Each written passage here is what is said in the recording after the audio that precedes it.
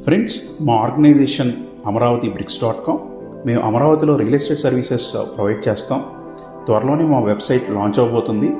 మీరు మా వెబ్సైట్ ద్వారా అమరావతిలో, అలాగే అమరావతి పక్కన అమ్మకానికి ఉన్న ల్యాండ్స్ కానీ ప్లాట్స్ కానీ చూడొచ్చు. అలాగే వాటి ప్రైసెస్ కూడా తెలుసుకోవచ్చు. ఫ్రెండ్స్, మనందరికీ తెలుసు, బుడమేరు వాక్కి వరదలు రావటం వల్ల విజయవాడలో ఉన్న సింగ్ నగర్, అలాగే సింగ్ నగర్ చుట్టుపక్కల ఉన్న ఏరియాలు ఆ వరద వల్ల ఇంపాక్ట్ అయ్యి మొత్తం జలమయమయ్యి అక్కడ ఉన్న జనాభా అంతా చాలా ఇబ్బంది పడ్డారు. ఇప్పుడిప్పుడే కొంచెం వరద తగ్గి ఆ ఏరియా కోలుకుంటుంది. అది ఆ ఏరియా త్వరగా కోలుకోవాలని కోరుకుందాం. ఇది ఒక పక్కనుంటే, ఇంకో పక్క అమరావతి మీద రాజకీయ దురుద్దేశంతో కొంతమంది ఈ బుడమేరు వాటర్ అనేది కృష్ణా నదిలోకి వెళ్ళాలి, కృష్ణా నదిలో నుంచి అమరావతి మునిగిపోవాలి, అమరావతి మునిగిపోకుండా ఉండటానికి వాళ్ళు అది కృష్ణా నదిలోకి వదలకుండా విజయవాడలకు వదిలారు. అందుకే ఈ ఏరియాస్ మునిగిని అనే ఒక రాజకీయ ప్రచారం అనేది చేస్తున్నారు. సో దానికి ఒక ఎక్స్ప్లెనేషన్గా మేము అసలు ఈ బుడమేరు అనేది ఎక్కడుంది, దానికి కృష్ణా నదికి ఉన్న సంబంధం ఏంటి, అలాగే బుడమేరుకి అమరావతికి ఉన్న సంబంధం ఏంటి అనేది కొంత డేటా గ్యాదర్ చేసి ఈ వీడియోలో ఎక్స్ప్లెయిన్ చేశాము. మనం మ్యాప్లో ఈ వీడియోలో మనం మాట్లాడుకునే ఏరియాస్ని చూద్దాం. మ్యాప్లో ఇది విజయవాడ సిటీ అండి. విజయవాడ సిటీలో నార్త్ ఈస్ట్గా మన సింగ్ నగర్ ఉంటుంది. అలాగే ఇది కృష్ణానదికి ఇటు సైడు అమరావతి ఉంటుంది, ప్లాన్డ్ మన క్యాపిటల్ సిటీ. నెక్స్ట్ ఇది ఇబ్రహీంపట్నం, విజయవాడ హైదరాబాద్ రోడ్లో ఉంటుంది ఇబ్రహీంపట్నం దగ్గర పవిత్ర సంగమం. అలాగే పైకి వెళ్తే ఇది వెలగలేరు, ఆ పైన మైలవరం పైకి వెళ్తే మనకి తెలంగాణలో ఉన్న ఖమ్మం జిల్లా కూడా వస్తుంది. బుడమేరు ఎక్కడ పుట్టింది, అలాగే ఎక్కడి నుంచి ప్రవహించింది అనేది ఒకసారి చూద్దాం. బుడమేరు ఖమ్మం జిల్లాలో పుట్టి మైలవరం దగ్గర కృష్ణా జిల్లాలోకి ఎంటర్ అవుతుంది.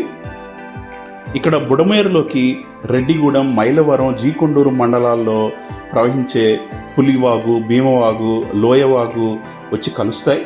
అలాగే విస్సన్నపేట, తిరువూరులో ఉన్న కొన్ని ఏరులు కూడా వచ్చి కలుస్తాయి. ఇది ఇక్కడ నుంచి వెలగలేరు మీదుగా జక్కంపూడి, సింగ్ నగర్, రామవరపడి పైగా గుడివాడ, గన్నవరం, బాపులపాడు, నందివాడ, అక్కడి నుంచి వెళ్ళి కొల్లూరులో బుడమేరు వాక్ కలుస్తుంది. టోటల్గా మైలవరం నుంచి కొల్లూరులో కలిసే వరకు బుడమేరు వాగు అనేది 86 కిలోమీటర్స్ ప్రవహిస్తుందండి. బుడమేరు అనేది ఒక వాగు మాత్రమే, అది నది కాదు.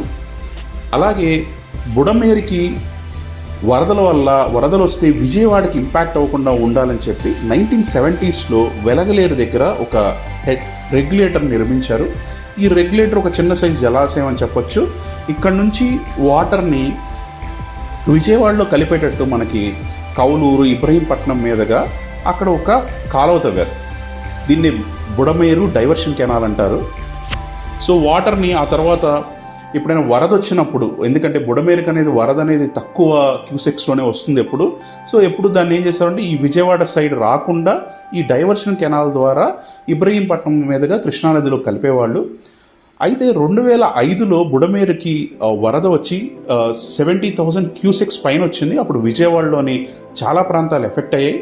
అప్పుడు గవర్నమెంట్ ఏం చేసిందంటే ఈ కెనాల్ని ఎక్స్పాండ్ చేయాలి, ఇంకా దీని కెపాసిటీ పెంచాలని ప్లాన్ చేశారు.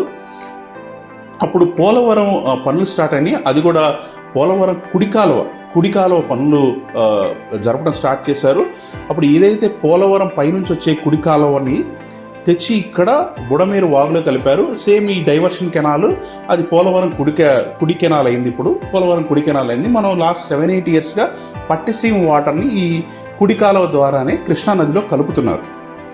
అయితే పోలవరం కుడికాలువ కెపాసిటీ 37,500 క్యూసెక్స్గా ప్లాన్ చేశారు. కానీ ప్రస్తుతానికి దాని కెపాసిటీ 8,500 క్యూసెక్స్ మాత్రమే. దాన్ని ఇంకా ఎక్స్పాండ్ చేయాల్సిన ప్లాన్లో ఉంది, ఎక్స్పాండ్ చేయాలి. సో ప్రస్తుతానికి ఇక్కడ పోలవరం కుడికాలువ ద్వారా వచ్చే వాటర్ కానీ, అలాగే బుడమేరు నుంచి వచ్చే వాటర్ కానీ కృష్ణానదిలో ఇక్కడ మన సంగమం దగ్గర కలవాలి అంటే అది 8,000 క్యూసెక్స్ను మాత్రమే తెస్తుంది. అలాగే కృష్ణానది ఈ వాటర్ని తీసుకోవాలంటే కృష్ణానది లోతు 19 మీటర్ల బిలో ఉంటేనే తీసుకుంటుంది, ఎబోవ్ ఉంటే తీసుకోదు. వాటర్ తిరిగి మళ్ళీ ఆ కెనాల్లోనే వెనక్కి వెళ్ళి ఇబ్రహీంపట్నం అలాగే ఆ చుట్టుపక్కల ఉన్న ఊళ్ళు ఎఫెక్ట్ అవుతాయి. అలాగే బుడమేరు కాలువ కెపాసిటీ కూడా 11,000 క్యూసెక్స్ మాత్రమే. సో ఇప్పుడు మనం August 30th 31st or September 1st ఏం జరిగిద్ది అని చూసుకుంటే, పైనుంచి ఖమ్మం జిల్లాల నుంచి వచ్చే వరద కానీ, అలాగే ఇందాక మనం చెప్పుకున్న ఈ రెడ్డిగూడెం, జీకొండూరు ఆ వాగుల్లో నుంచి వచ్చే వరద కానీ ఎక్కువ వచ్చి బుడమేరులో కలిసాయి. అయితే బుడమేరుకి అక్కడ ప్రవాహం 35,000 క్యూసెక్స్ పైనే ఉంది. సో ఇక్కడ మనం చెప్పుకున్నట్టు కృష్ణానదిలో 19 మీటర్స్ దాటితే కృష్ణానది తీసుకోదు. ఎందుకంటే ఆల్రెడీ అప్పుడు కృష్ణానదికి పైన ప్రవాహం ఎక్కువ ఉండటం వల్ల 11,50,000 క్యూసెక్స్ ఫ్లో ఉంది. అంటే ఆ 19 మీటర్స్ ఆల్రెడీ దాటిపోయింది. సో వాటర్ అనేవి వెనక్కి రావటం స్టార్ట్ అయినాయి. సో ఇక్కడ ఆల్రెడీ రెగ్యులేటర్ దగ్గర స్టార్ట్ అవడం వల్ల రెగ్యులేటర్ దగ్గర ఆల్రెడీ పైనుంచి పక్కల నుంచి ప్రవాహం స్టార్ట్ అయిపోయింది. ఆ రెగ్యులేటర్ని ఓపెన్ చేశారు. సో ఈ ప్రవాహం అనేది ఇంకా విజయవాడ వైపు వచ్చేసింది. సో ఇదేంటంటే అక్కడ ఉన్న కెపాసిటీ కన్నా కృష్ణానది తీసుకునే కెపాసిటీ కన్నా ఎక్కువ ఉంది.